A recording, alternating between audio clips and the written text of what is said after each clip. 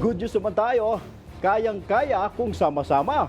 Nagtulong-tulong ang lokal na pamahalaan ng Baras Rizal, maging ang iba't ibang ahensya ng gobyerno para sa isang tree planting activity para matulungang mapanumbalik ang natutuyo nilang ilog dulot ng climate change.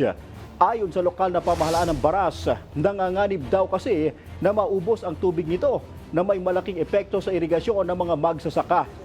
Nasa 35% na lamang ang tubig na dumadaloy rito, kaya naman higit 1,000 bamboo tree ang kanilang itinanim sa Baras Dam na nilahukan ng iba't ibang sektor ng pamahalaan. Kabilang na ang DepEd, PNP, Philippine Army at maging mga miyembro ng Sangguniang Kabataan. Bagamat matagal bago tumubo, malaking tulong naman daw ito para hindi tuluyang masira ang kalikasan.